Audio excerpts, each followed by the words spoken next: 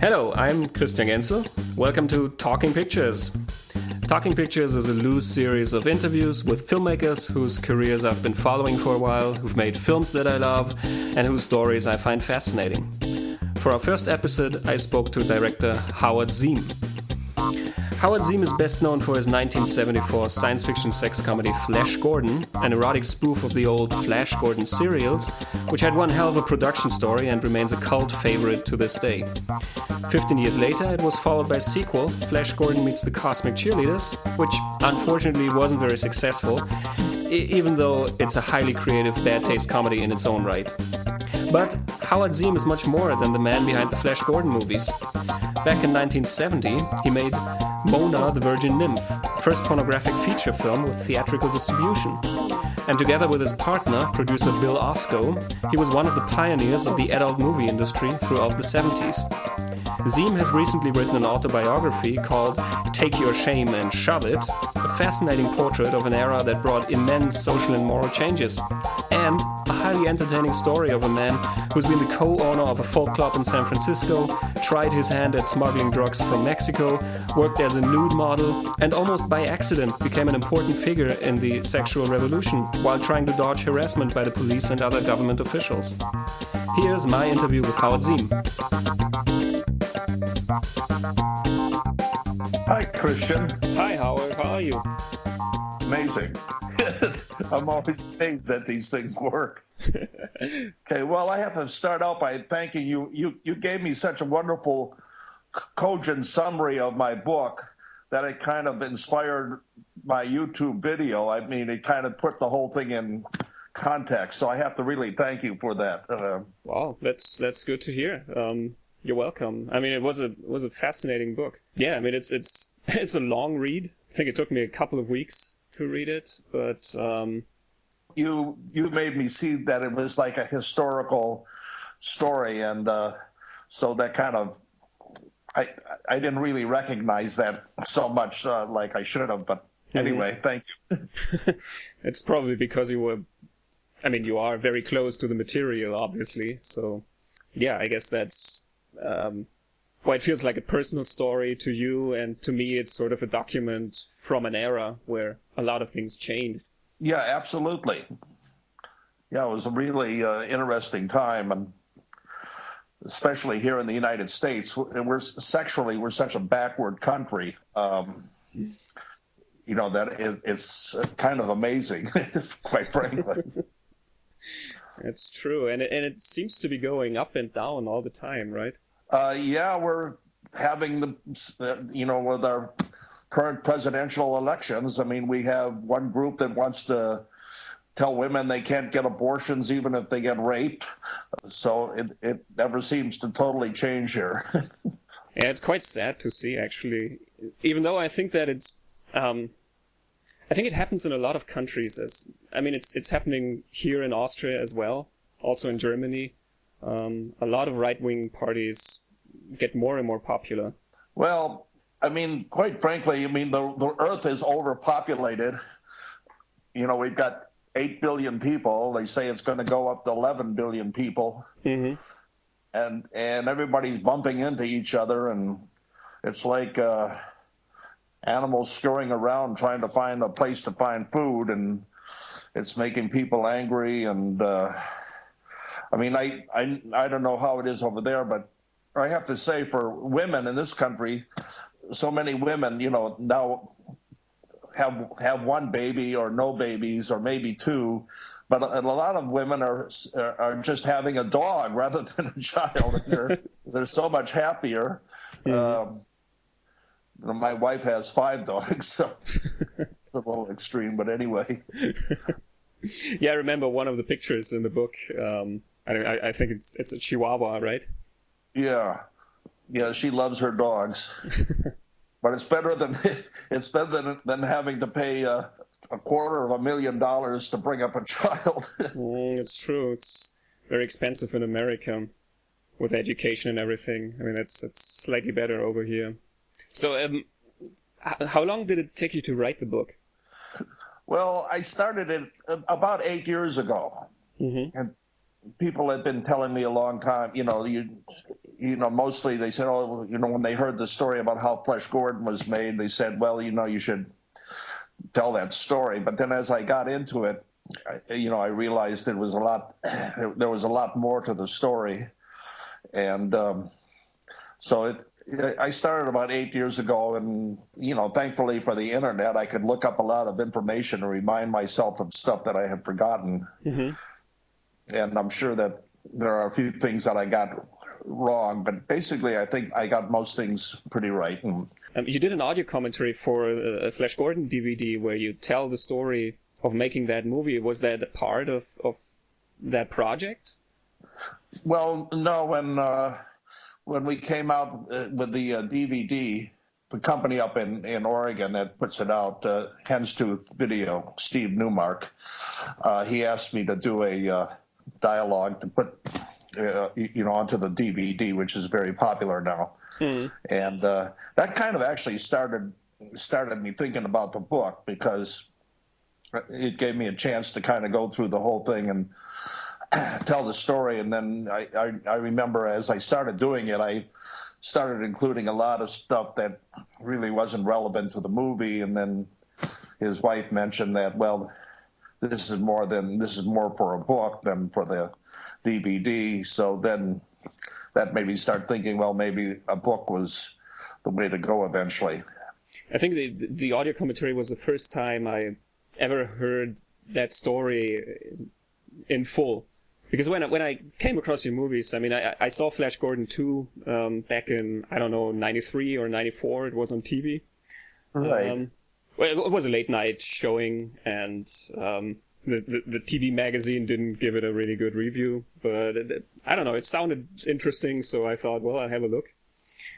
And I was fascinated by it. But it took me a while to figure out what else you did. And then sort of at the end of the 90s, I tried finding out more about you and your movies and the original Flash Gordon, about the internet. Yeah, thanks for the internet. It kind of gets it all out there. But yeah, I know Flash Gordon 2 was sort of after we made Flash Gordon 1, the censorship in this country got to be, started to get worse and worse and worse. And, movie houses wouldn't even consider playing an X-rated film. And we had another rating, NC-17, mm-hmm. And almost no movie houses would play that. So when we did the Flash Gordon 2, we said, well, we'll make it R-rated. And then, of course, when it came out and we showed it to Playboy magazine and, hoping to get a review from them, and their first comment was, yeah, well, we like the movie, but where's the sex? So, but, no, I just the other night, I watched the Danish Girl. I don't know if you've seen that. It was one of the movies that got nominated for Academy Award. Mm-hmm. And it's about a transsexual. And it had shots in there, shots through her leg, and you could see her pussy. And I mean, it's just amazing. I mean, that would have just been unheard of, even 5 years ago. That, so it's kind of, who knows what's going on. Mm-hmm. Do you feel that your movies played some small part in that evolution? Well, yeah, I definitely think it did. Because once sex started being shown in the movie houses, initially it was just little art houses and things like that. But there weren't. Here they say, oh, there'll be rapes outside of the theater, and we have to close it down, and on and on. And but yeah, it played a big part. So once people felt comfortable seeing sex.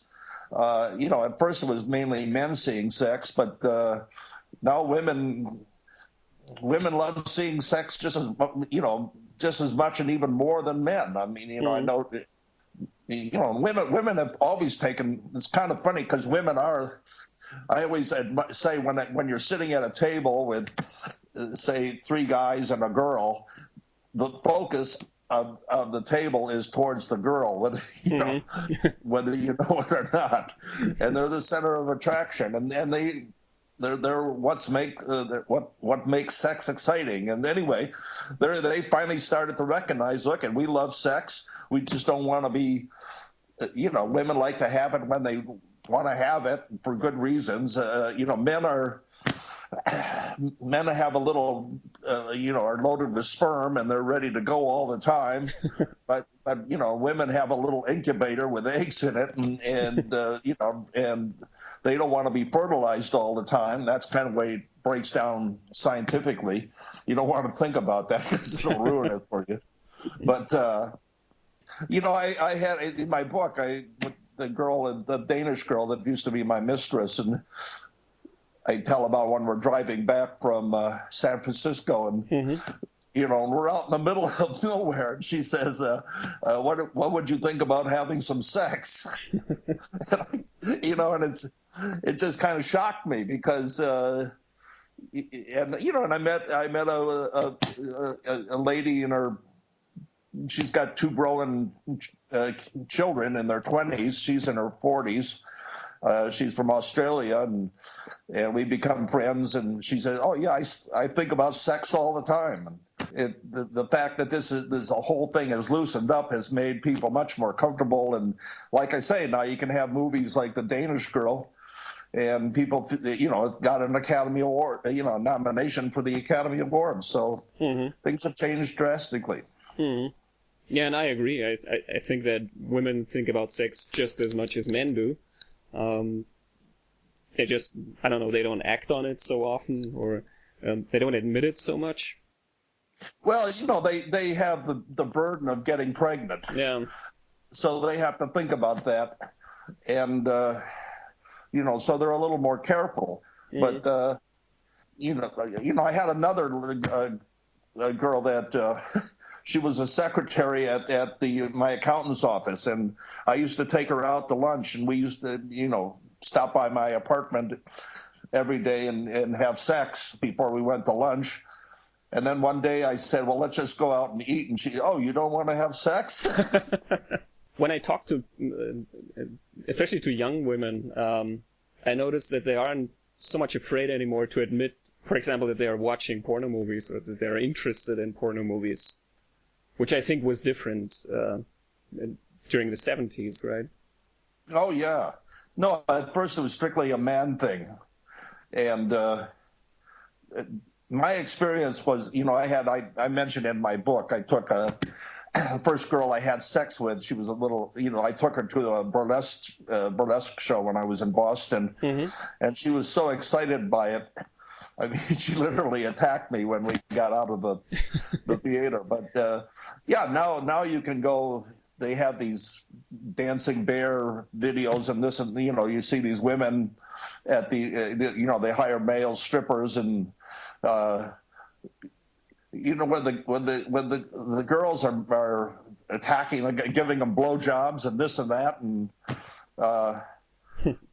women are much more open. There's still many women that are still frightened of sex, but for the most part, most of them are really much more open to it. I'm curious, all of the anecdotes in your book, you're very, very honest and very open with all of the sex stories, things that happened to you, and things which, a lot of things which went wrong. Was there some point where you thought, well, maybe I shouldn't be telling this, or maybe, this should be kept a secret? Well, yeah, there were things that went through my mind, like, in particular, the story about making the dog movie. And one friend said, "Oh, you shouldn't put that in your book." But the more I thought about it, I said, well, look, this is not, I don't approve of bestiality. And there was, I forget what his name was, an ethicist from Princeton University said, well, bestiality is not a bad thing because of the human. It's a bad thing because of the animal. Because, the human is doing it voluntarily, whereas the animal doesn't really know why he's doing it, or it's doing it. But I decided, well, look, what was fascinating about the story was when when porno movies first, started being shown here in the United States at what were called, they were little 50-seat theaters, and they started to get into competition. Whoever had the hottest show, that's where all the customers went. And it was amazing. There was an underground, and somehow within hours, the word would spread around the city, and I don't even know how it all happened. But, this theater has got this, or this theater is doing that. And so anyway, everybody was looking for something that was really hot. And then the theater that we were supplying our movies to, for the most part, said, they asked my partner, can you make a dog movie? And Bill asked me, said, well, do you think you can make a dog movie? And I don't know. I'll see. So I went to Repsol, which was an agency who was supplying me with a lot of girls. And I said, look, at that time I was paying $50 for a girl to do a fuck scene. And it's kind of interesting, when porno started, one of the things girls would say, I don't do niggers and I don't do dogs. And that's the way it was. And kind of funny, niggers came before dogs. Putting them into the same category, that's... Yeah, well, even a little worse. That's harsh. But anyway, so I said, can you, if you can get me a girl that'll do, have sex with a dog, I'll pay her $150. Mm-hmm. But the next morning he calls me up and he says, well, I have 10 girls here that'll do it. And so I went, and I hired this girl, and it was sort of a, it was kind of like you would expect. The dog didn't really know what was going on. He had a hard time getting excited. She didn't have any problem with it. But I had known, even from girlfriends over the years, who had, when I was in Berkeley, my, a beautiful girl, Debbie Green, and when she would pet her pet dog, she had no problem, running her hand over his penis. Mm-hmm. And most men would have a big problem with that. At least I never could get myself to rub my dog's penis. But women have a totally different. They just have a totally different attitude towards. They see sex totally different than men do. Mm-hmm. And even when I was little, and totally naive and didn't know anything about, didn't even know what sex was, but the word went around, well, girls had much less problem being naked than men did. Men were very ashamed to be naked. Mm-hmm. Whereas women seemed to have no problem with it. So other than that, none of the other things, I wasn't really ashamed of doing anything. Sex is sex, and we're a crazy animal. We have a scrambled brain, and the fact that we cover ourselves up with clothes all the time. And I have these discussions every day with a friend, not every day, once a week. And, we've talked about, well, there's nothing more boring than the nudist camp. When you see everybody just nude, it's no big deal. But when you have a little bit of covering, it may, the mystery makes it more exciting. Mm-hmm. And, that's why strip shows are so exciting, and I decided, what's the big secret about it? Unless you have some kind of deformed sexual organ, why is it private? They all look the same. And one of my favorite quotes is the French Prime Minister, Valéry Giscard, I think was his name, and the press asked him, they said, well, what's this about you having an affair? And his answer was, well, so what? Just ended it right then and there. What else could they say? And that's really my attitude. So what? Mm. Well, imagine Bill Clinton saying that. What is your theory on why people are ashamed of their sexuality? Shame is the way society, through government and religion in particular, keeps everybody under control. And I don't know if you ever saw, there was a movie years ago called Quest for Fire. Mm-hmm. And it didn't have any dialogue. Did you see that movie? I've heard about it. Yeah, well, it was basically a primitive tribe back in those, primitive times, and their fire went out because of some water fell on it or whatever, and so they didn't know how to make fire, and they had to find fire, somewhere where hot lava or something like that. So they send one guy out to find some fire, and in the beginning, you see him in his tribe. And some people are down by the stream and they're fucking, and nobody looks or cares, or just on, and they're all running around naked, and sex is no big deal. So anyway, he goes out to look for fire, and he finally comes across his tribe that's more advanced, and now this couple is having sex at this tribe that he's just discovered, but they're inside this tent having it. Mm-hmm. And the whole clan is gathered around the bottom of the tent trying to get a peek inside to see what's going on. So once it became secret, it was the mystery. When it wasn't hidden, there was no mystery. As soon as there became a mystery, it became exciting. I mean, and I like it. First, for myself, I like it to be exciting. I mean, I always said the reason my movies became popular, I made a lot of money from it, was because of censorship. If there hadn't been any censorship, everybody would have been making porno movies, and it would have been no big deal. And like it is now. I mean, I guess you're aware of on the internet they have the cam girls. Mm-hmm. And I just heard the other day, there's 40,000 girls registered on these cam girl sites. Whoa. Yeah, and they're beautiful girls, and most of them are, a lot of them are professional girls, or are going to college, and they have no hang-ups about what they're doing, and and the fact that they're just in a room by themselves with a camera, there's no pressure on them. Mm. A lot of them are doing really wild things, and they talk about how their sexuality and their this and that, and it's no big deal.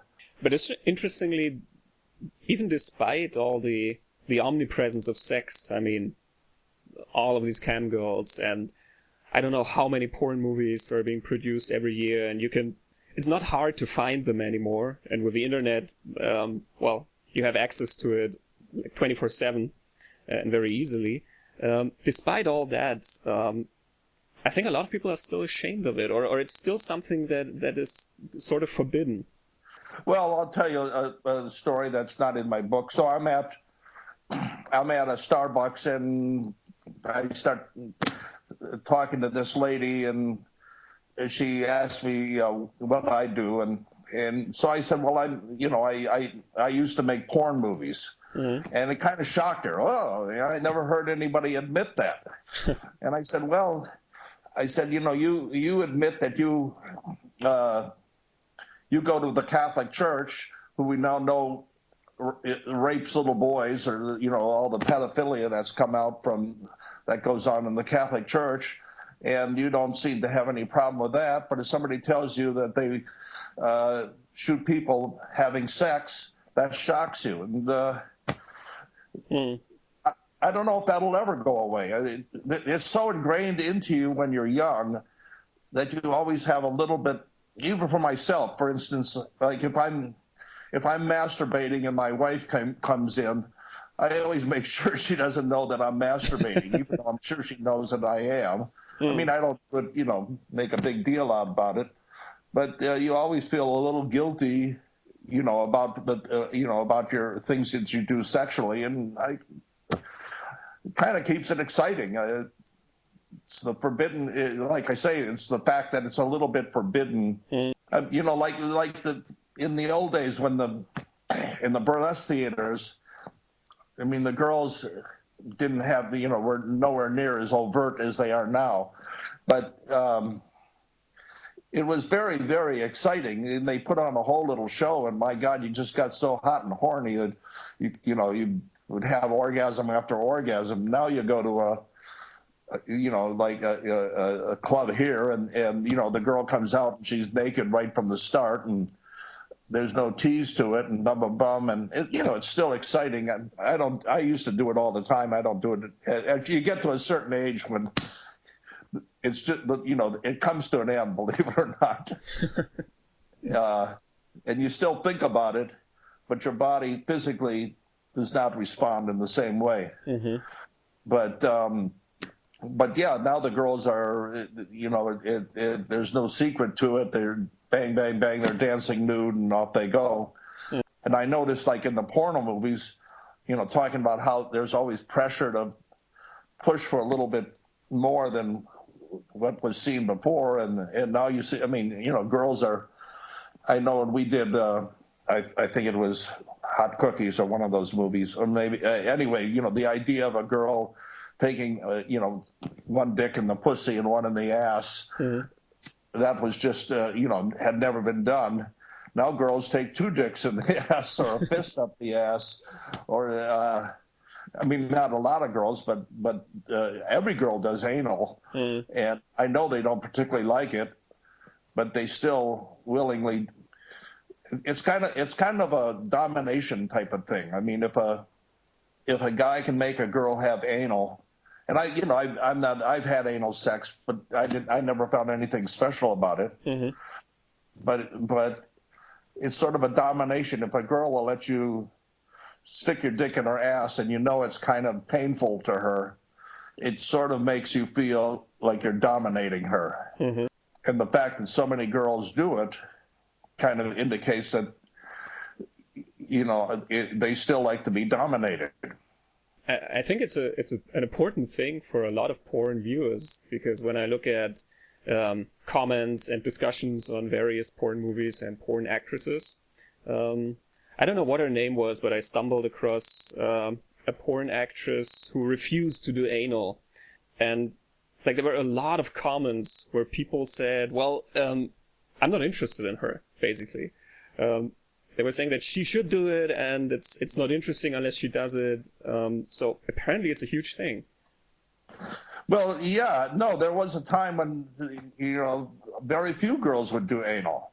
And when I did my movies, I always liked to include one anal scene, but I always had to kind of look for a girl who was willing to do anal. And after I got out of the business, we had a lot of, we rented our house out for other producers to do movies here. Mm-hmm. And actually an Italian company came over here 4 or 5 times, used a house, and I forget the girl's name, but he brought two beautiful girls from Italy that were going to be in his movie. And the one girl, when she heard that she was going to have to do anal, she said, "Oh, well, you didn't, you never said I had to do that." And she was very upset that she was going to be expected to do anal. She was going to work with, what's his name? I'll think of it maybe as we go along. Mm. But anyway, he says to the producer, "Well, she doesn't want to do anal." And this guy was a very good, he was a real stud. He had no problem getting it up. And the producer said, "Well, just, ram it into her." And, and that's what he did. Like we're saying, or I'm saying, the, girls, now it's a rare girl that doesn't do anal. And and the way it's described, he's so-and-so, he rips her apart. I mean, there's this whole sort of brutality type of thing that's pain. And pain has sort of become surpassed pleasure, mm-hmm. as reason for watching pornography. So I don't know really where this is all going.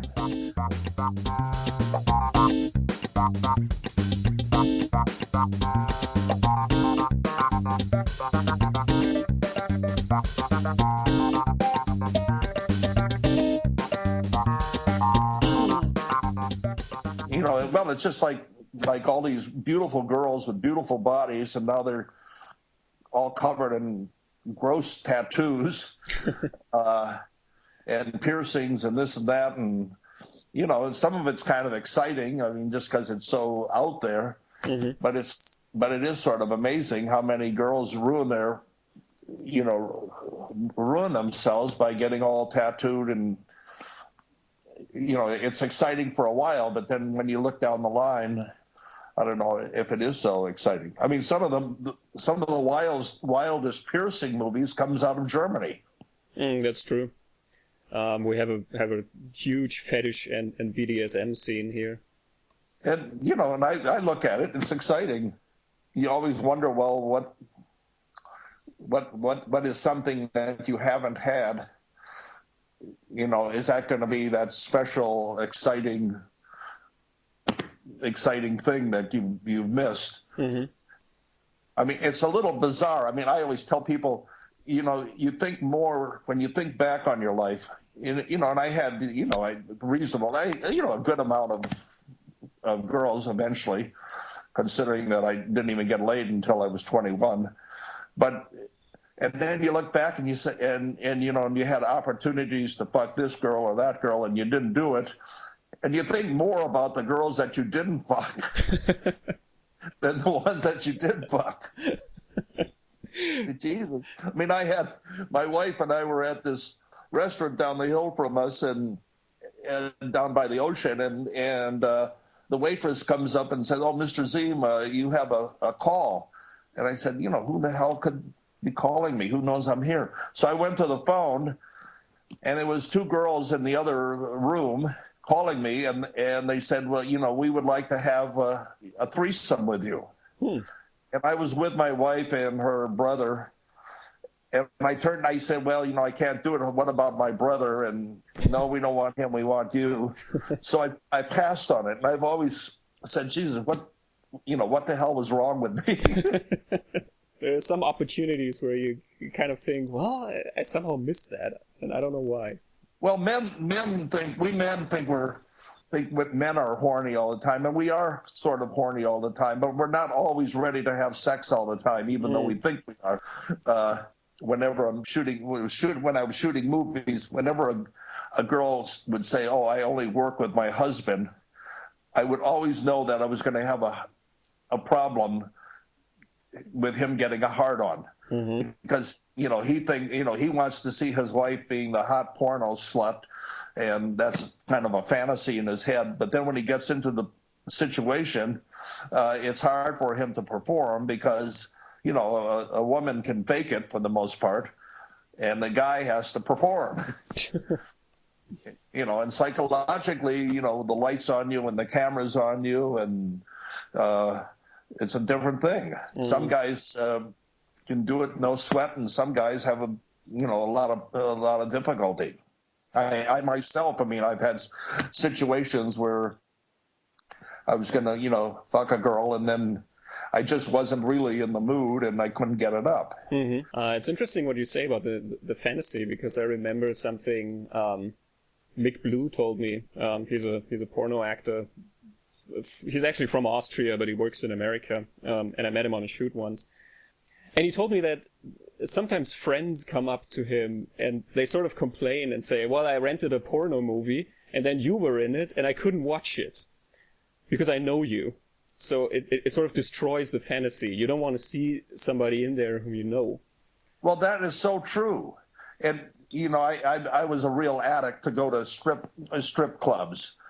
And I made a point of not getting to know the girls, because once you got to know the girl, the whole fantasy disappeared, and she was no longer exciting. And after you got to know her, you would find out, oh, well, this beautiful, beautiful girl hasn't been fucked in 7 months.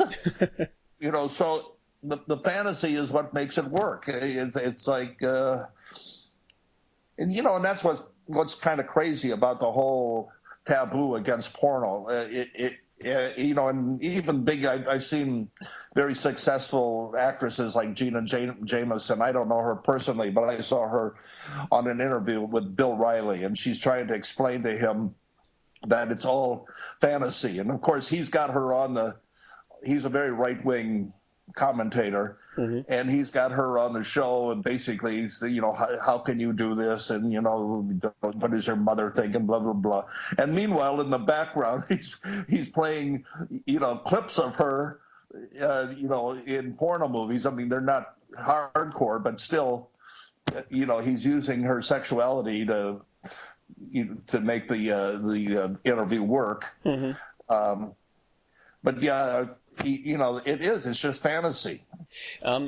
When you were making your movies, I mean, like you said, there were some things in there which you did for the first time, and then a lot of people sort of went on copying that and doing it even more over the top. When you were doing that, did you know that you were doing something very progressive, or did it only come to you in hindsight? Oh yeah, definitely. I was always looking at magazines, and and actually so much of this stuff came out of Europe and Denmark. Like the shaved pussy and the when I did that double penetration scene, and I guess it was Honey Pie with the girl, and the girl that did it was she was a ballet dancer with the New York Ballet, mm-hmm. and she gave up ballet, her ballet dancing, and became a porno star. And unfortunately, she died of AIDS a few years later. Mm-hmm. But we did this double penetration thing, and it had never been done. I saw a double penetration thing in I think it was Erotica was the magazine that came out of Denmark. Mm-hmm. There was CoverGirl and Erotica, but I stole a few ideas, little scenarios out from them, and did a little, put them in the movie. But for an American film, it had never been seen before. Mm-hmm. So what you... the two guys, we're talking about fantasy, the two guys who were fucking the girl, one had no problem. We did two in the pussy, and then one in the pussy and one in the cunt, and the one guy had a heart. He just kept losing his heart on. He just, so we kept having to shoot it by, going out of the room, let the one guy, the blonde guy, start having sex with the girl, and then the other guy would come in and he could get it up, boom, boom, boom, and and I asked him, I said, well, how do you get yourself excited so quickly, so easily? And he says, well, he just could fantasize in his head, mm-hmm. About how dirty this was, what he was doing. I mean, that's the word. Porno movies used to be called dirty movies. Mm-hmm. And so you were doing something was dirty and wrong, and somehow that made it, in our little screwed up minds, knowing that it's dirty and wrong makes it exciting. Again, it's the temptation of doing something forbidden, right? It's dirty and forbidden, and you shouldn't be doing it. Therefore, you are going to do it. Once you get something in your head which you're not allowed to do, then that's the thing you keep thinking about. Well, yeah, it's like goes back to the girls you didn't fuck. Yeah. I also noticed it while reading your book, especially your younger years, where you often talk about, encounters with sex, and then people tell you, well, no, that's dirty and that's forbidden. And so you just become more and more obsessed with it. Oh, yeah. Yeah, no, when I was in the 8th grade, when somebody first told me that boys put their things into girls to make babies, I said, no way, who would want to do that? And then, and I, at that point, my father was in the military, and we were stationed in Germany, in Erlangen. And on a little vacation, we went to Paris, and part of the trip was to go to the Folies Bergère. It was just me and we left. My brothers and sisters were left back at home with a babysitter. So I was just with my parents. And so when my mother was looking forward to, we're going to the Folies Bergère, and she thought of the Folies Bergère as the can-can dancers like the Lautrec painting showed. And then when she heard that the girls appeared in the nude, they weren't really totally nude, but it was essentially they were nude. And she said, "Oh my God, I don't think he should be allowed to go. Those dirty, filthy French and their low morals." That's what she said. And but which is why Benjamin Franklin, our one of our great early statesmen, they couldn't get him out of Paris because he loved how the dirty, filthy French. But I was very intimidated by. So even after I went to the show, and I suddenly when the curtain opened up and these girls came down on trapezes, and I had never seen a naked woman before in my life. And suddenly my dick is hard as a little rod of steel, and I'm embarrassed to let my parents know what's happening, and I cover it up with a program, and it stayed that way until about 3 o'clock in the morning. And it was such a wonderful feeling. I wanted to get it more and more and more, but I didn't really know how to do it. And then I discovered girly magazines, which were just basically girls in bikinis. I always laugh. You're probably too young to remember, but when Brigitte Bardot first appeared at the Cannes Festival wearing a bikini, I mean, that was revolutionary. And oh my God, she wore this bikini and blah blah blah. And so I looked up pictures of Brigitte Bardot at the Cannes beach, and no girl would possibly wear the bikini she wore was about a half an inch below the belly button. And that was just totally scandalous. Mm. But actually the European magazines were the ones that kept pushing the envelope a little bit, and then there was a magazine again from Denmark or Sweden called CoverGirl, and they were the first magazines to show a girl with pubic hair. Mm-hmm.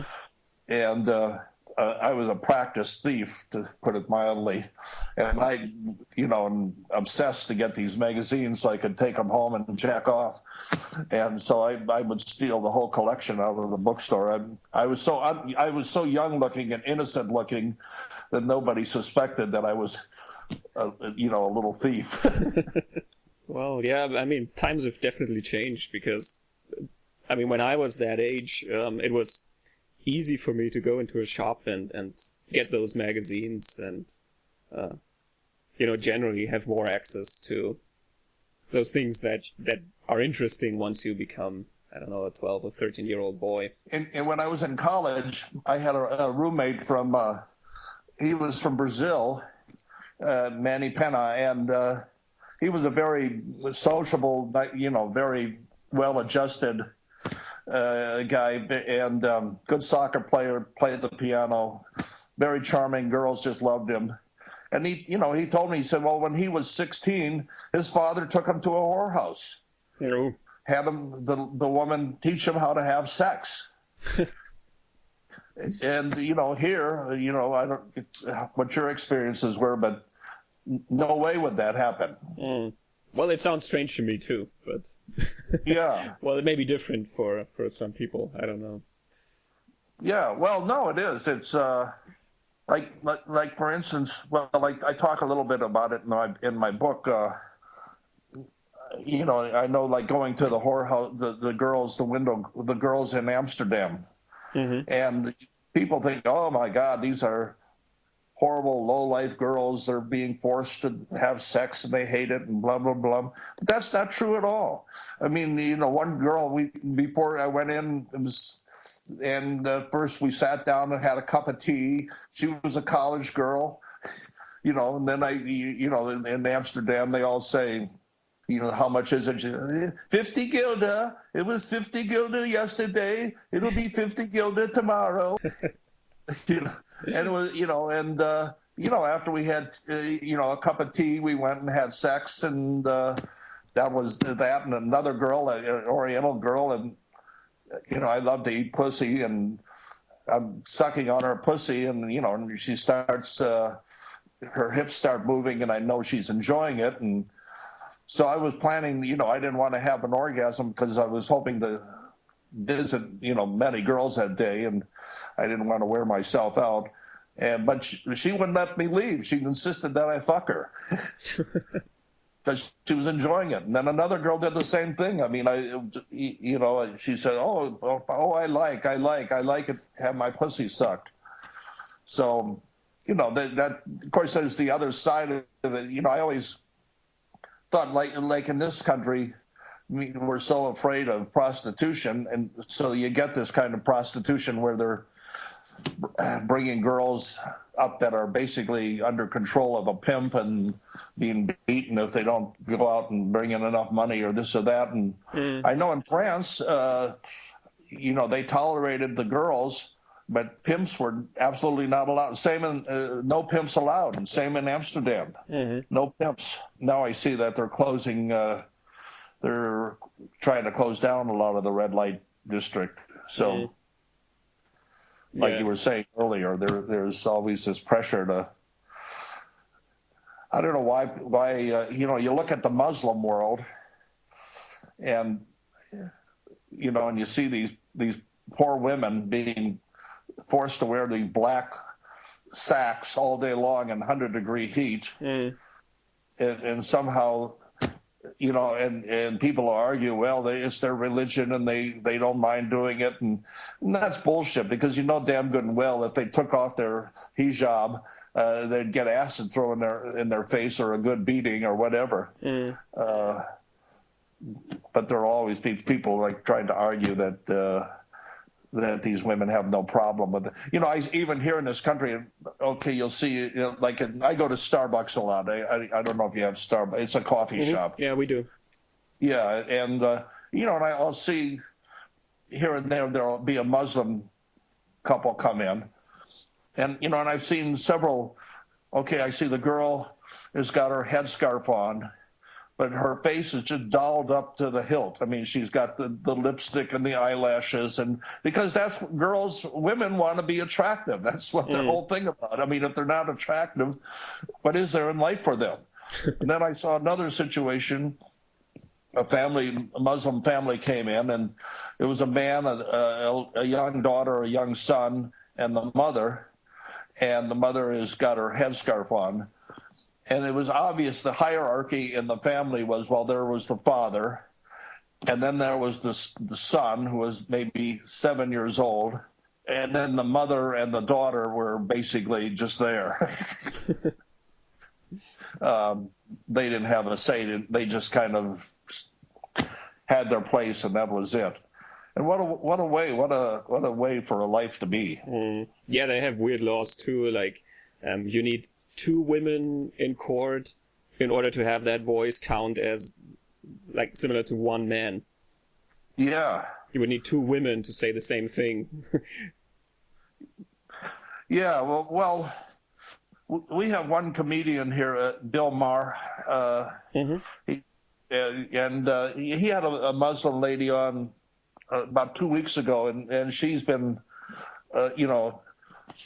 writing about the plight of Muslim women, and and she says if she went back to Iran or wherever, her life would be definitely in danger. But she's saying, this is it's just bullshit that these women they're forced to accept this whether they like it or not. And that was the same thing. We have the same thing here with the Mormons. They take a 12-year-old, 13-year-old girl, and she's forced to marry some 80-year-old lizard.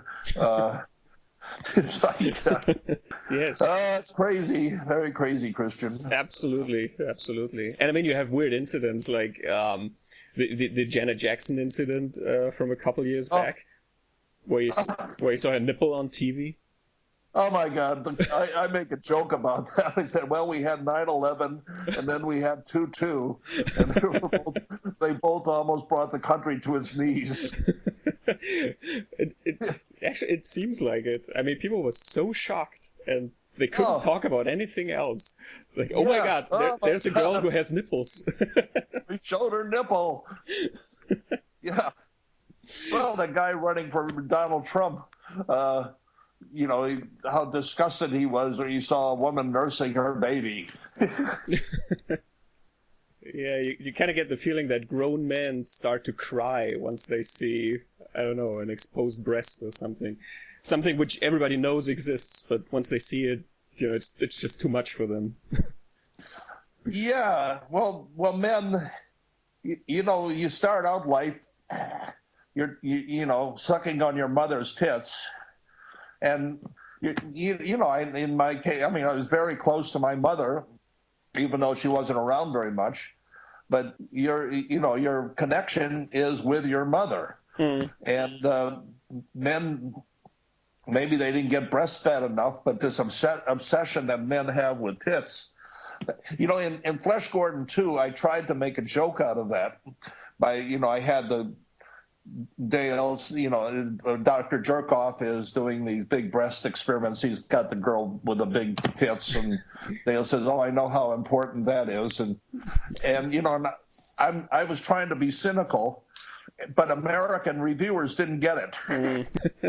They just couldn't see that. I mean, I always felt like Playboy magazine, with his obsession with women having their tits blown up. Even my wife went and had her tits blown up. Mm-hmm. Eventually, she's taken them out. Yeah, men have this. Well, Marie Smith, who was the producer in Flesh Gordon 2, I mean, he's just England. He's from England, so that kind of explains a little bit. But he's just obsessed with big tits. And, we would be having a meeting somewhere, at a restaurant, and a girl with big tits would walk by outside, go past the window, and he would jump out of his seat and run down the street. He would, he's a very charming guy, but, he would give her his card and tell her, he would like to use her in a movie. And, he didn't do porno movies. He just did straight movies. But if he saw a girl with big tits, he just went berserk. Well, just like that's Dr. That's why we made the second Flesh Gordon. That's why, I wrote that scene, the Babyland scene with the mother girl. They all had the big tits. Mm. And I kind of did that to make Maurice happy. Well, the whole sequence with the memory mountains. Yeah.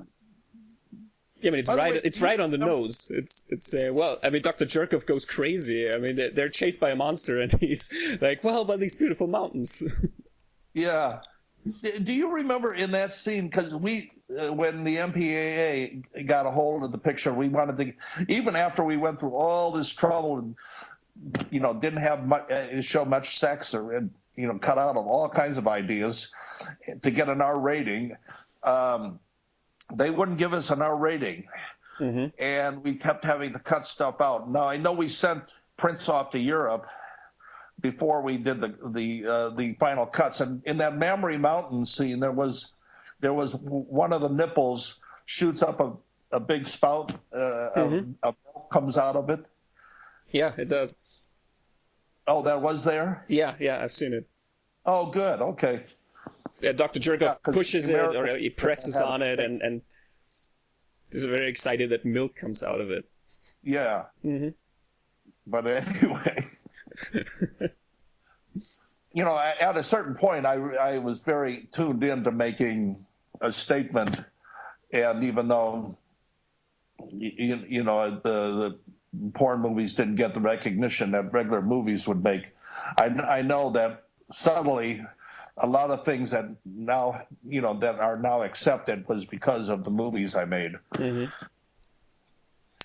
Did you follow what the other directors were doing? I mean, there were a couple of pioneers in the field, like Anthony Spinelli or the Mitchell brothers. Did you go and see their movies?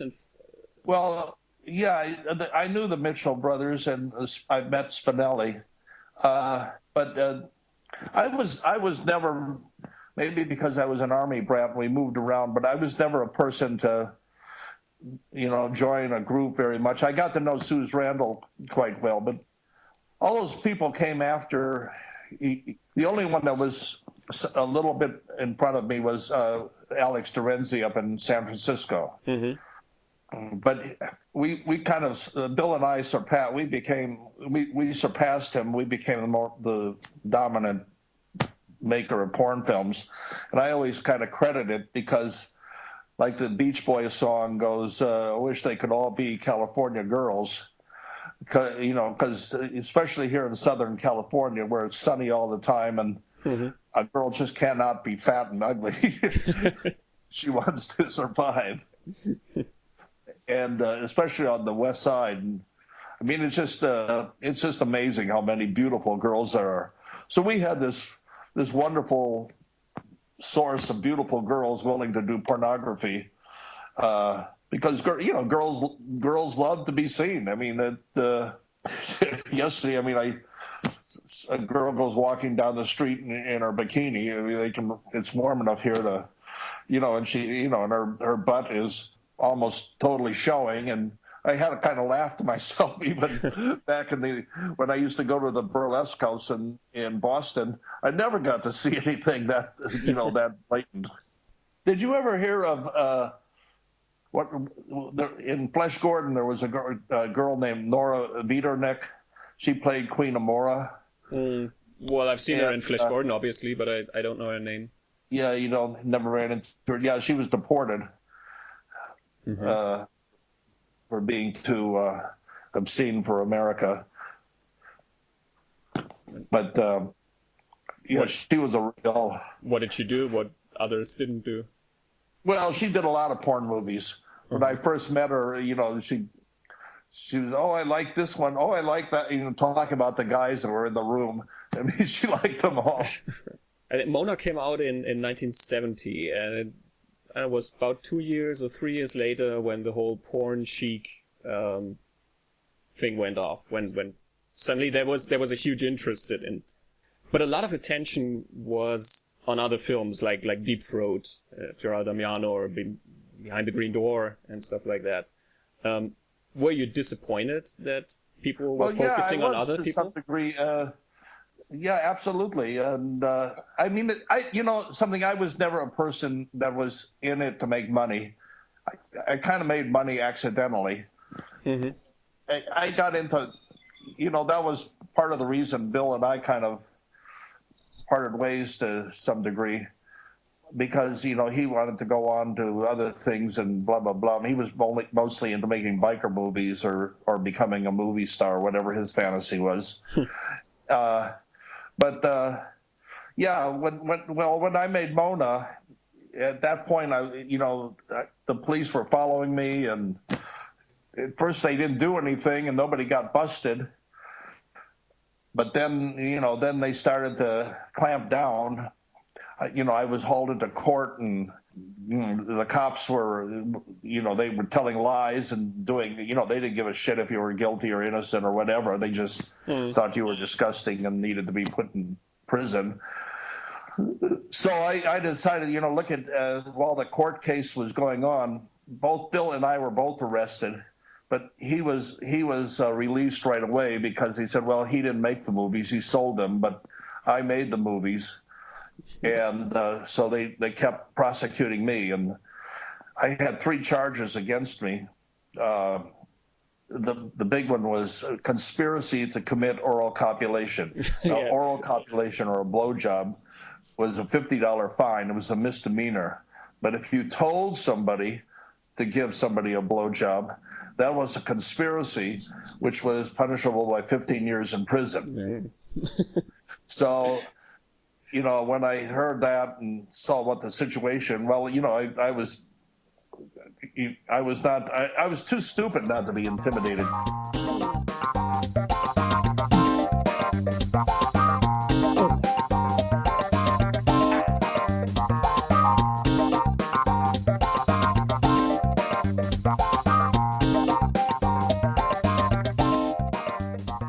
Looking back after writing this book, and I can see all the things I did, some of them which still give me nightmares, not all the time, but, I said, good God Almighty, I could have wound up in prison in Mexico for 4 years smuggling grass, and, all the little petty stealing I did. And I always got away with it. I never got caught. So I kind of thought I was just too smart to get caught. And so even when I started to get in trouble with making the porno movies, I had this attitude that I would always win, no matter what, they couldn't put me away. And fortunately, I did always win. Yeah, it's one of the aspects I really like about your story. When seeing it as a story, I mean, reading it as a book, it's a fascinating story where you sort of stumble from one predicament into the next, and you always come out fine. I mean, things happen and things are difficult, but somehow everything turns out fine. And that sort of makes it a very enjoyable read. Yeah, I know. Well, that was the luck part of it. And, and I did. I always came out fine and got away with whatever craziness I was doing. And, and looking back on it, I mean, now marijuana is, they have a marijuana store here in Malibu. Mm. And things do change. I mean, when, I could never put a needle into myself. I never got into hard drugs. And when I first tried marijuana, when I was in Berkeley, it took 3 times before you got, I mean, it was so mild. It was like you just got a little buzz after trying it the 3rd time. And then you say, well, this is all it is. I mean, this is less than having a glass of wine. Mm-hmm. But then eventually grass got stronger and stronger and stronger. And eventually it was like hallucinogenic. It really could, get you wiped out. And then, of course, later on, when cocaine came into the scene, everybody, oh, well, Freud used cocaine and blah, blah, blah, and it's not addictive.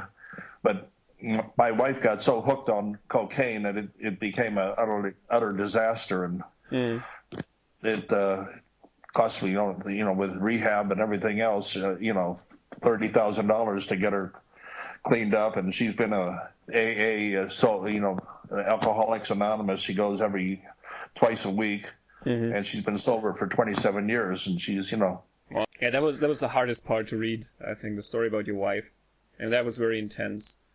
Yeah, it just got. I mean, she became.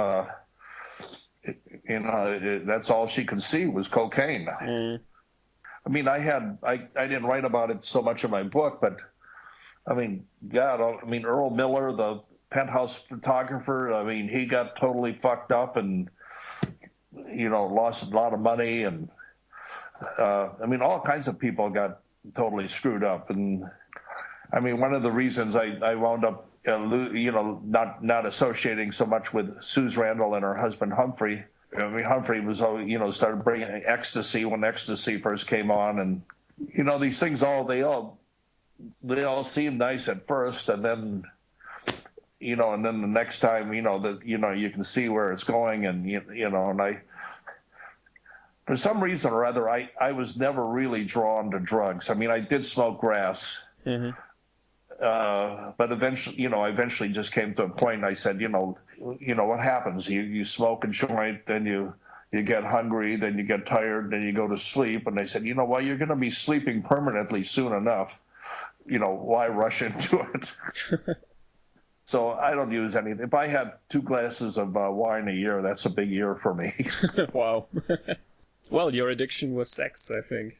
Yeah, and kind of that's interesting that you bring that up, because people will say to me, well, you were addicted to sex, and I say, yeah, I sure was. I'm glad I was, and there's no better addiction. Yeah, there are much worse things to get addicted to. Now with birth control and what have you, and unfortunately with the AIDS thing, I mean, everybody's got to use rubbers or what have you. I mean, that's kind of sad, but if it wasn't for that, I mean, what's wrong with having lots of sex? Mm.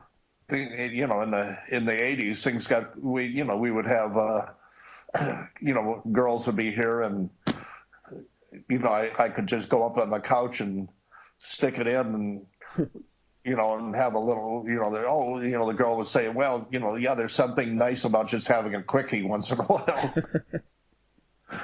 And my wife was always, my wife was when we got married or we got together.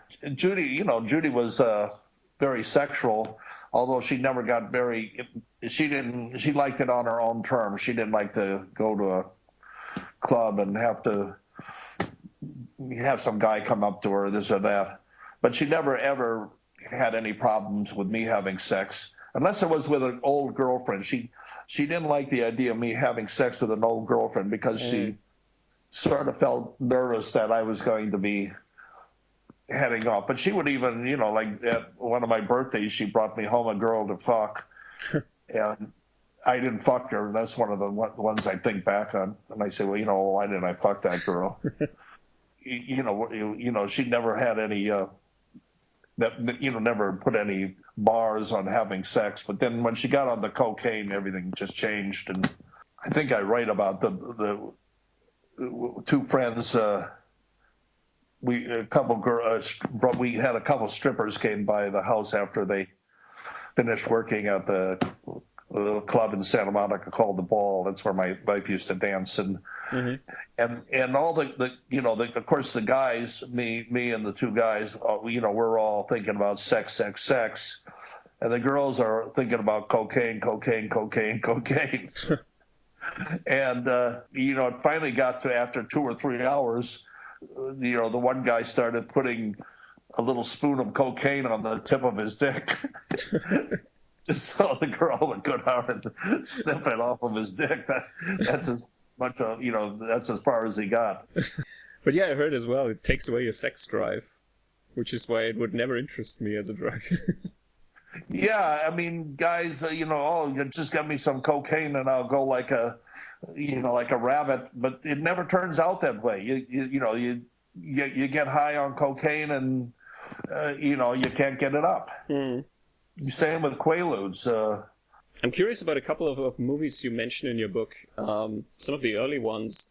Do those loops which you shot still exist somewhere? Can they be seen somewhere? Oh yeah, the loops. There was a collector named Sam Stetson, and he died about 4 or 5 years ago. But I know he had a huge collection of them. I had a lot of the negatives, and I sent the negatives to him, and he made a copy off of all of them, and then when we had the fire in '93, all that stuff burned up. So all those negatives, are gone, but I know there are copies of those loops around. But they were pretty, compared to what's being done now, they were pretty mild. But, there's a certain excitement in seeing, the oldies but goodies. Yeah, it's true. I think just for historical context, it's interesting to see how it developed, and especially when, I don't know, like Mona is seen as the first feature film in porn, and it would be interesting to see everything that led up to it. Yeah, it was, because when I first got into it, we made what were called beaver movies. Beavers is a naked girl with her legs clamped shut, so you can't see what's between her legs, but you can see her pubic hair, which is a beaver. And then, but it didn't take much to encourage the girls to open their legs, so that went to the spread beaver. And then the next big event was when girls would reach down and pull their lips open so you could see the pink. That was like showing pink. I remember one time I was at the Mitchell Brothers Club at the Old Faro in San Francisco, and one of the girls was telling the other girl that to show pink. They weren't doing that at that point, and so that was a big the hot new thing. But now in LA, strippers still don't show pink. They'll spread their legs, but it's a rare girl that ever shows pink. But then and then it went to the penetration, the first just a girl sticking something in, a dildo or this or that. so like when we were selling loops, the next thing that happened was, well, some theaters were willing to show girls putting a dildo or a Coke bottle or anything sticking it in her pussy, but some were afraid to do that because they were afraid of getting busted, because that was over the top. Mm-hmm. So they, it seemed to be the police weren't going to bust you if you were just showing spread beaver, but if you put something in there, that was too much. But then nobody got busted doing that. Then it started doing things like pretending that the girl was giving a blowjob and just showing the back of her head, so you couldn't see that the dick was in her mouth. Or I would do stuff like put a little whipped cream on the end of the guy's dick, mm-hmm. so that when the girl came away, the whipped cream was gone, so that she must have had it in her mouth. But the fact that they couldn't see it, how could they bust you? Mm-hmm. And then there was, I was telling you before, how the word of mouth went around. There was a theater in Hollywood called the Drake Theater, and the word went around that they got a few hardcore porn movies from San Francisco, from Dorenzi. And they were just showing them intermittently. In other words, you'd go to see the show, but most of the show would be just regular Beaver movies, but then they would stick in a hardcore movie, and the theater and his little theater was packed. You couldn't get in, and and then he didn't get busted, and so pretty soon he was showing all porno movies, and so then everybody wanted a porno movie. That's kind of how the whole thing got started. So we were shooting for this little the theaters that we were supplying. They wanted porno movies, and then of course the first porno movies didn't. The guy would be fucking, but you wouldn't see any cum shot. Mm-hmm. But then then the guys wanted to see that the guy actually had an orgasm. So that's so then within 3-4 weeks, it evolved to, well, the guy had to pull it out and shoot his sperm all over the girl or whatever, to prove that he had an orgasm. Mm-hmm. But, so then that one, and then there was that other little things came in, like, I had a little bit of an engineering background, and I was able to put together a little apparatus so that I could shoot CinemaScope on 16 millimeter. Mm-hmm. And so that kind of was a new little thing, widescreen porn. And so it kept pushing. And then, of course, the first features came. The first feature that, we did a thing called The Virgin Runaway. Mm-hmm. And it just had one little short, little piece in it that had actual hardcore porn, but most of the movie was, without porn. And then there was another movie that some mafia people had a theater called the Pono Theater, Pono, and they were showing a porn movie, but that's when the LA Vice started coming down, because to the LA's credit, they didn't want anything to do with the mafia, so they shut them down. And then Mona came about. We were just starting to get into features, and a guy named Bucky Searles gave Bill a little script called Mona the Virgin Nymph, and Bill told me to take a look at it, and even though Bill and I parted ways, me and Bill had a lot of very positive things about him. He sort of had a good vision of how to push things forward. And I took a look at the script, and I said, yeah, well, I liked the script, and didn't really think much of it. It was just another way to show pornography in a little movie.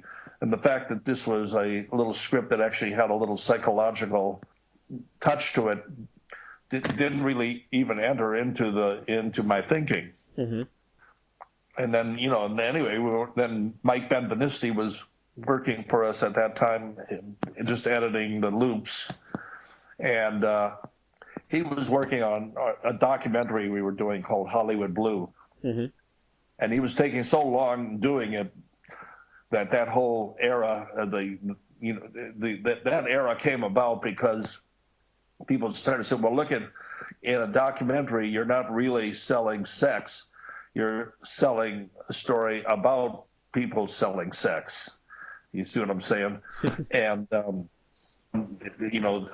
Hollywood Blue was supposed to be, there was rumor that there were a lot of actors and actresses that had done porno before they became stars. And the only one we were able to actually find that actually did was Chuck Connors did a little gay film, and then Marilyn Monroe did a little thing called The Apple and the Coke, but that was just, her naked rubbing the apple. Anyway, but then when Mike heard that we were going to do a feature, he begged, "Oh, let me direct the feature." He was looking to expand his career. So I said, "Well, sure." So I always did the camera work. And our whole crew was me doing the camera work. He would basically tell the actors where to walk and what to do, and then when it came to the sex, I basically directed and edited it and everything all at the same time. I mean, I would okay, you do this, now you do that, boom, boom, boom. So we worked very well as a little team that way. And then Mike was, he was a real movie buff. I wasn't a movie buff at all. I was just a sex buff. And so, and then when he went edited the film, he put some nice little touches to it, especially the music and things like that. And then we did that little scene with Mona giving her father the blowjob, and even that was sort of, to a large degree, was accidental because her father was a guy named Bob Mantell, who was basically an S&M freak. He was also a sound man, and I knew him from other shoots. So anyway, he played the role of the father, but he didn't want his face to be seen. So he holds the newspaper up so you can't see his face, which really made a wonderful psychological, Absolutely. Because, this secretive thing. And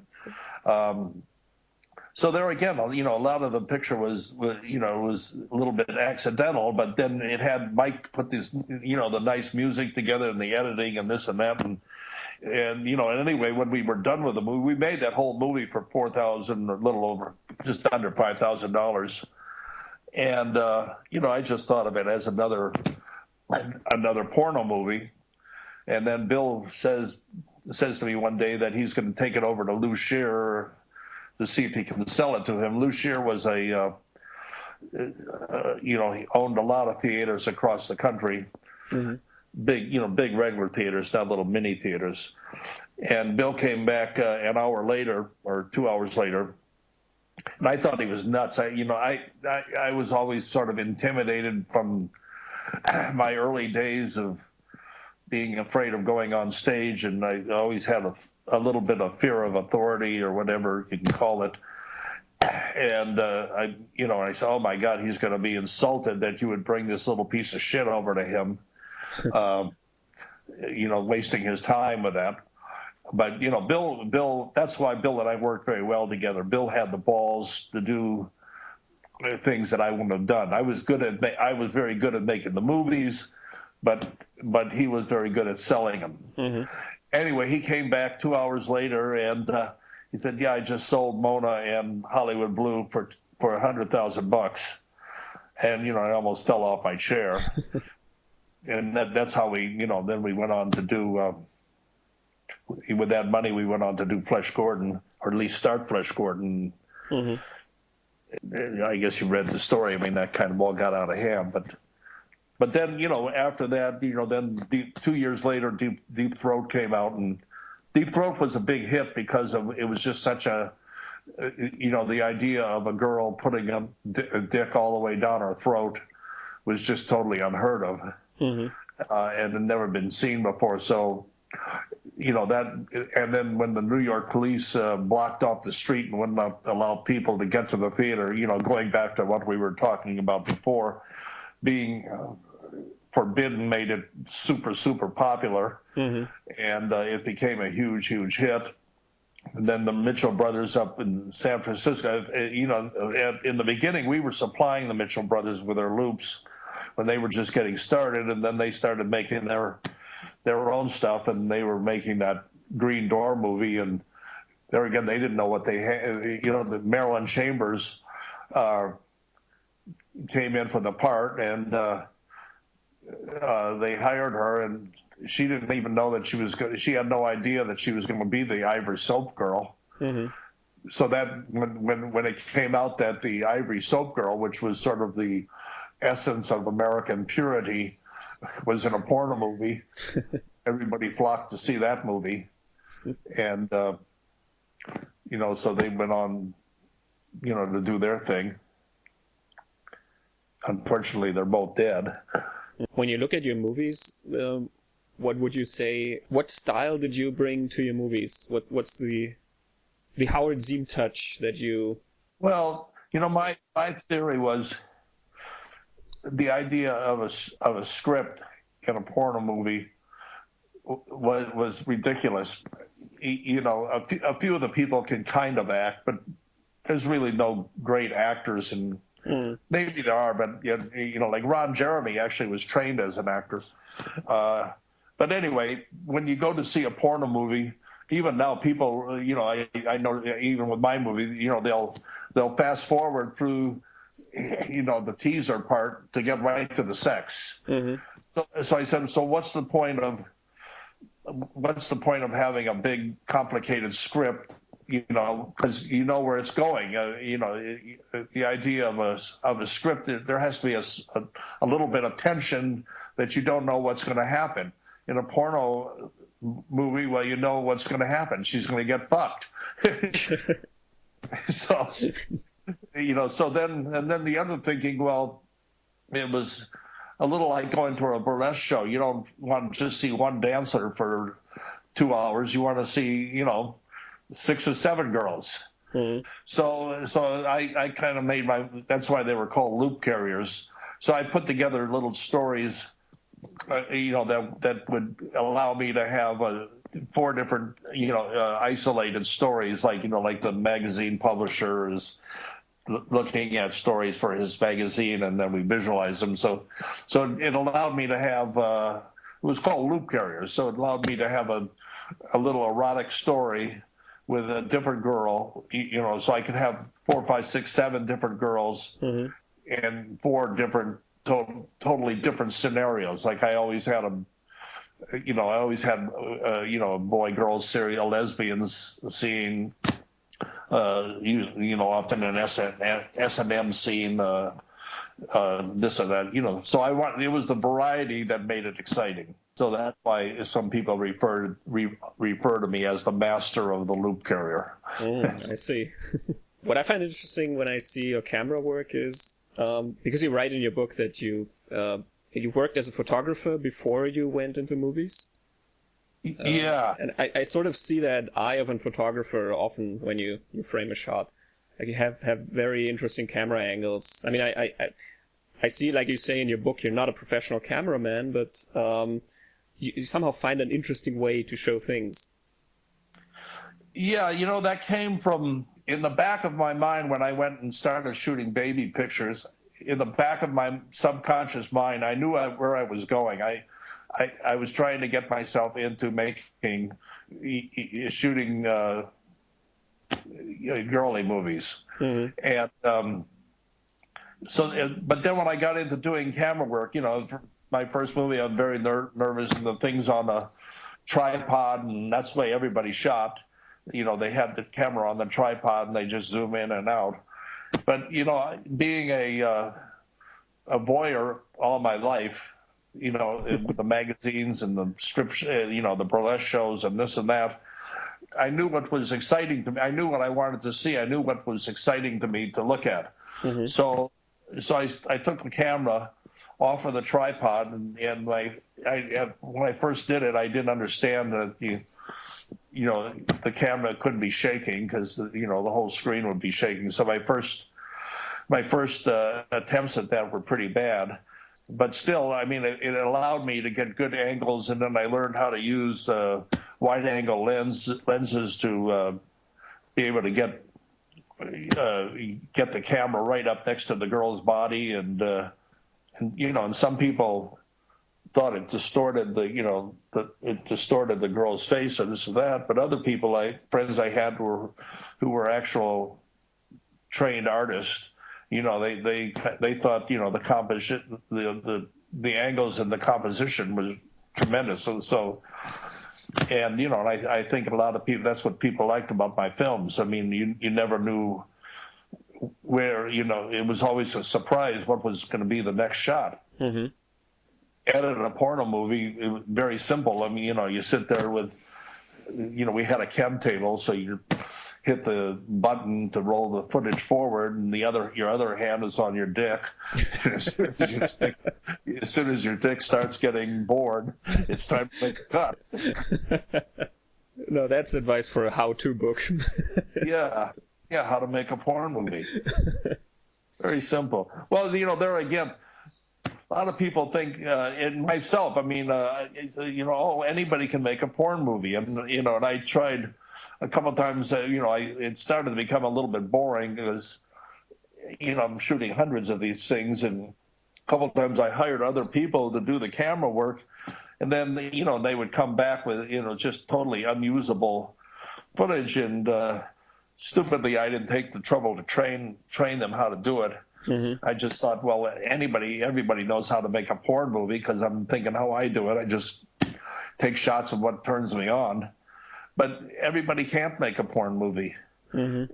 And even like my partner, Bill Asko, was going to shoot the stills when I would make I would do the camera work, and then he would shoot some stills so he could, for 8mm box covers, and he would frame the subject. The girl would be way down in the corner of the frame. I mean, he just had no.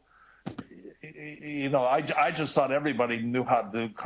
It just seemed something natural. Anybody could do that, but composition, but not everybody can. I mean, that's and then as time went on, I mean, I became good friends with Suze Randall and Earl Miller, and I saw how they were sort of a much more polished. My feeling, talking about style. See, I never liked Playboy because I thought it was too polished and too perfect. Mm-hmm. And when Hustler came out, I liked that much better. I mean, it was rough and raunchy. And the European magazines, I mean, rough and raunchy. The idea of, I have a friend, he likes stuff like Emmanuel, and basically you like sadomasochism seen through a cheesecloth. So, whereas, I would say, like, I want to show, I'll show it to you as it is. I'm not going to try to make it, tone it down. Mm-hmm.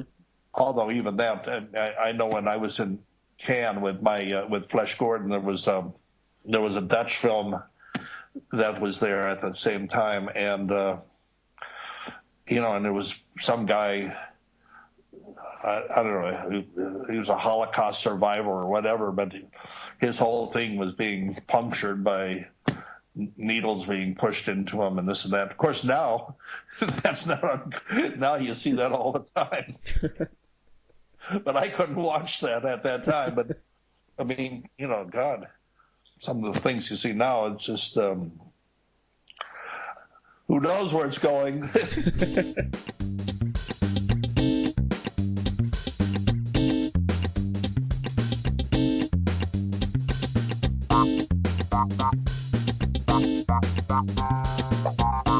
So, speaking of Flash Gordon, I mean, that's sort of the movie which you are most famous for, I guess, except for Mona, because that was a first.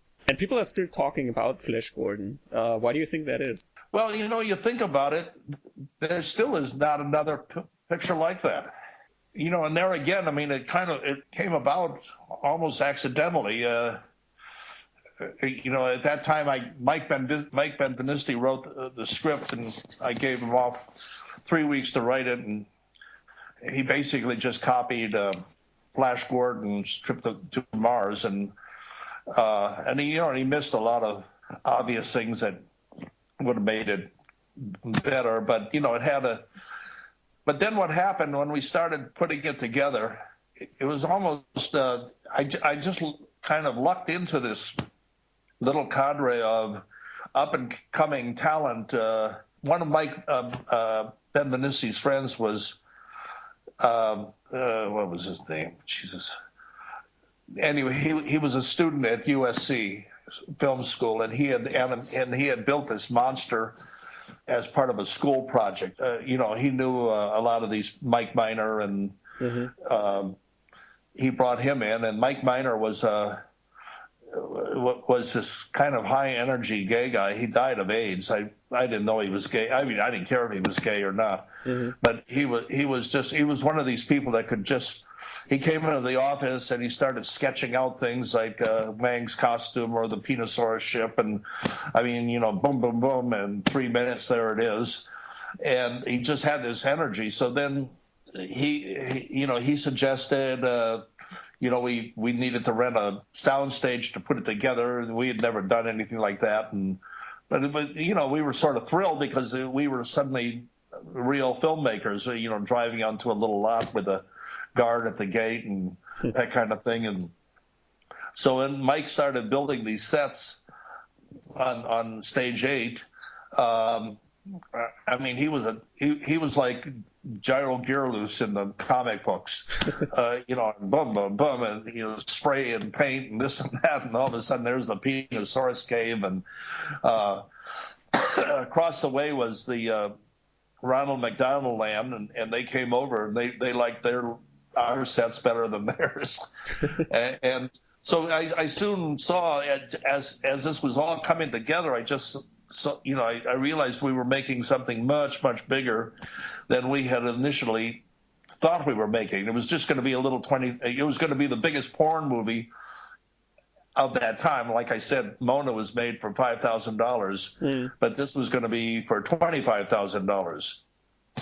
But we had already gone, by the time we were ready to shoot, we already had, I told you, we had that $100,000 from selling Mona and Hollywood Blue, and we had already burned through all of that money just to make the sets.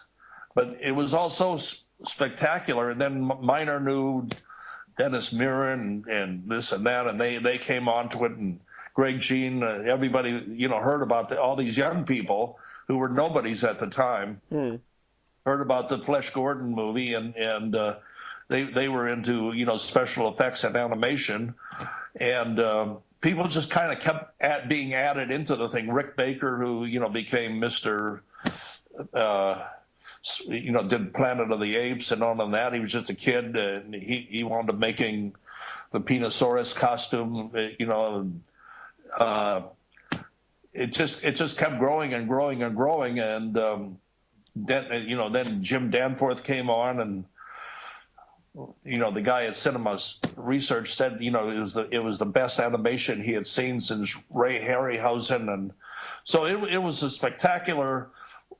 This little $25,000 picture suddenly grew into something that was, what other movie has a Penosaurus?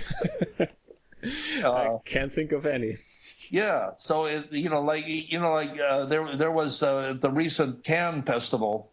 I guess there was a 3D porn movie that was presented, and somebody in the comment section on one of the blogs said, nothing will ever compare to Flash Gordon, which I saw in Leicester Square in 1975. And I said, wow. I mean, how many movies 40 years later? I mean, I still get a nice royalty from my, not mega bucks, but nothing to be complained about from my video CD distributor. Mm-hmm. And that was kind of a story because, you know, the whole thing sort of had dissolved, and the movie was being pirated in, and I didn't know what was going on and this and that. And this guy calls me up from Indiana, from Fort Wayne, Indiana, and I said, Jesus, you know, who in the hell in Fort Wayne, Indiana? Indiana is one of the most conservative states in the United States, Mm-hmm. and you know, how could somebody from Fort Wayne want to be distributing a porn movie? But at that point, I had it was just being pirated, and I had no idea what was going on. And he took it over, and he totally revived it. And so now it just keeps going and going and going like the Energizer Bunny. And and they, like you said, then how can you explain these things? So much of life is just standing at the right place at the right time. That's true, but also doing something about it. When you made Flash Gordon, I mean, I read about all the problems and everything that went wrong and things that didn't come together, or like with the police or with material that was lost and everything. Was there ever a point where you thought, I'll just give up? Yeah, there were a couple of points. One when Jim Danforth, the animator, told me he was quitting. Mm-hmm. And, and I went over to his house, and Jim had a sort of a reputation. He was a very nice guy, but he had a reputation of being hard to work with. And he said he was quitting. He didn't want to be involved with anymore, and he wouldn't change his mind. And I was almost in tears. and I looked so depressed and down as I was starting to walk out of the door that he suddenly had a change of heart and said, "Look, I'll finish the scene." and then of course the other thing was when we discovered that when the police raided our vaults, on one of their phony premises, they went into our vault and they took, they just threw everything all over the place, and there was no reason for them to have validity to take Flash Gordon, but they decided to take the Flash Gordon negative. They knew what they were doing. They were trying to, at all costs, to bring me down to to put me out of business. And at that time, I mean, I had those charges against me, the 15 years, and I was still under, I had to finish the film, otherwise I didn't have money to keep paying for lawyers, and I well could have wound up in jail if I didn't finish the film. Mm-hmm. But when we had everything finally together and this and that, and then the negative cutter is starting to cut the negative, and he said, "Oh, a couple rolls are missing," and I went over and I checked every box, and sure enough, they were missing. And I looked everywhere I could look, and I got our lawyer to get the police to open up their vault, thinking maybe they missed giving us a box back. But then it became evident that what they had done is they just took a couple of rolls and tossed them into the garbage, mm-hmm. because they were just so widely, from the period that they were shot. So I didn't know what to do, quite frankly. And I didn't come into the office for 3 days. And then Walter Sitchy, he came into the office, and he was going. Fortunately, we shot with 2 cameras. We had 2 Eclair cameras, and mm-hmm. I shot the main one, and then my assistant Lynn Rogers was shooting another one. And Walter went through the footage, and we had an Egyptian Muslim who was our editor, believe it or not. He wasn't a hardcore Muslim; he was Egyptian. And anyway, Walter's going through all the outs, and he found shots that could cover all the things that were thrown, that we had lost, that were missing, that we had lost, and and the boss was able to cut them together. And there was only a couple of scenes that had to be recreated. That's why, I don't know if you recall, there was well, fortunately there was still the effects people had kept a lot of the sets. Bob Costa in particular had kept a lot of the flats from the original sets out at the lot that we were shooting the special effects in, and so I was able to rebuild some stuff.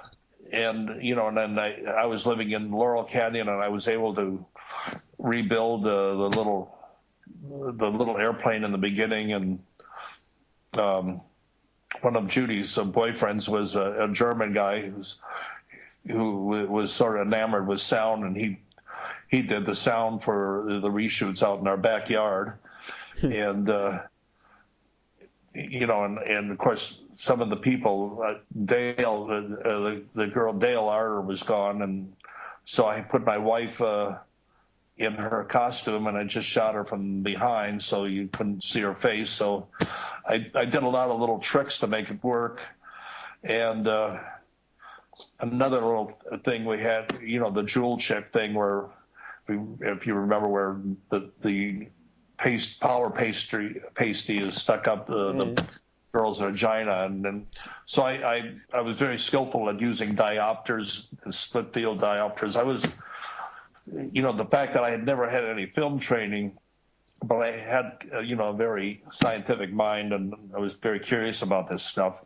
So I knew how to use split field diopters, so I could set up a shot where I could put the jewel chick right up 3 inches from the lens of the camera, which I'm laying on the ground, and so her face is covering 3/4 of the frame, and then the other out in the distance is Flesh Gordon against the wall. We had one panel of the castle wall, so by using that racked out zoom lens and the split field diopter, I could compose a shot that made it work.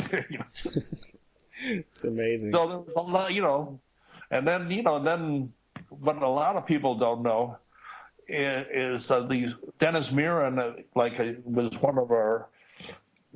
Bob Costa had told me, well, you should have a director of special effects, and I didn't, why do I need that? I didn't even know what a special effect was when we started the movie. And Dennis, so anyway, we hired Dennis to be the chief, the guy to put the shots together, and he was just developing his ideas about computerized special effects. And Flesh Gordon was the first movie to use computerized animation. And that Amora scene where the ship is flying across the cosmos was set up. He had a track, and it was all computerized, and the camera moved a little click, and the back thing moved. And then of course Dennis Muren went on to do Star Wars and Raiders of the Lost Ark, and I know when I last checked, he had more Academy Awards than anybody in Hollywood. Yeah, I think generally the whole crew of Flesh Gordon, like the special effects crew, has, I don't know, 15 or 20 Academy Awards between them. Yeah, amazing. It's amazing. Huh? Yeah. So that's kind of what I think when you say, why is it still so popular? Because it's still so unusual. Yeah. And, and it was, and to put, if somebody would put a crew like that together today, which they do, with Star Wars and what have you, but it would cost millions and millions of dollars. And, we made that whole movie for, I really don't know how much it cost, because so much money it was somewhere around $400,000 or $500,000. But, and then I had this little slip of paper. I'm paying everybody, $50, and here's 50, I owe you 100, and blah, blah, blah. And that caused a lot of tension at the end. But somehow we got it done. Yeah. You kind of had the same hopes for Flesh Gordon too. I think when I read your book, it sort of sounds like you were disappointed at how the whole thing, just went away, basically. I was, but now that I look back on it, I mean, it's funny that you saw Flesh Gordon too, and then there's a writer in Italy that's writing a thing about Flesh Gordon too, and I saw some reviews that I found on the internet, which had nice things to say about it, but it was the reaction to Flesh Gordon 2 was just so opposite to what Maurice and I and everybody involved had expected. And maybe I'm wrong, but I think we ran right into the middle of the political correctness movement. And suddenly, I mean, what kind of girl would want to do something like that? And another, said, well, the special effects looks like they could be made from things that were found in the top stuff in the top drawer of the desk, and it was just all negative. And like I say, humor, that part of it was my fault as a director. I've had a little hearing ringing in my ears that started about that time, and it made it hard for me to concentrate sometimes.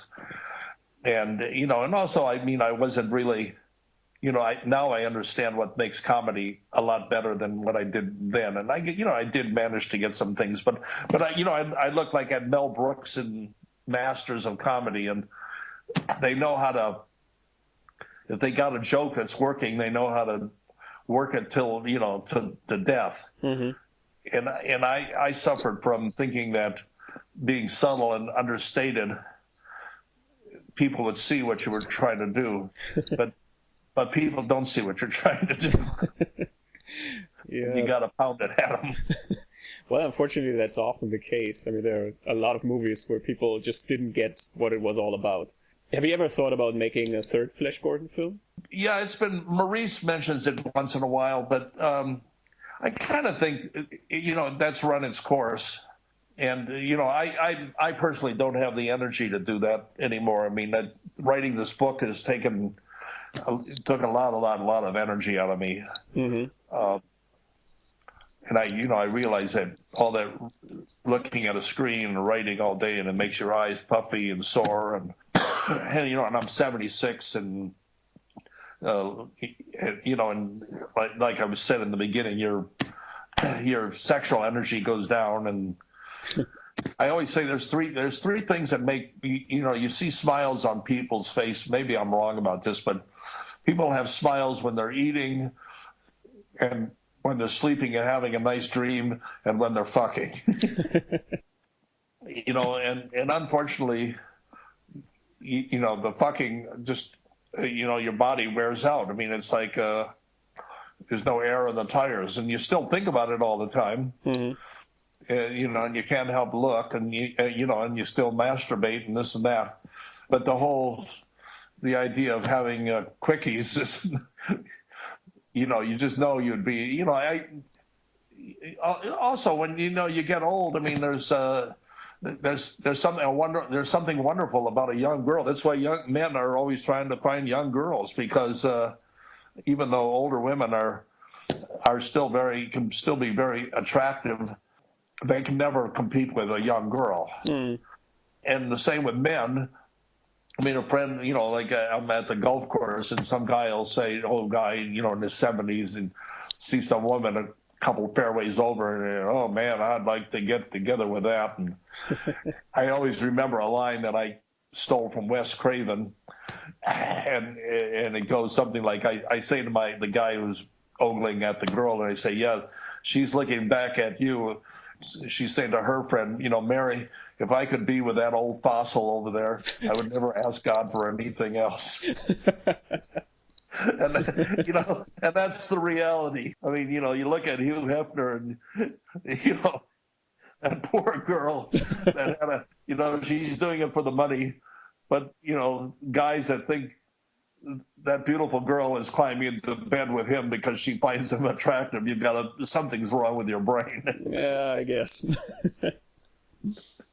That's why I say in my book, hey, while you're young and can, and it goes on for a long time. I mean, you can have while it's there and you can enjoy it, because there's nothing worse than looking back and, like I said before, thinking about the girls that you passed up.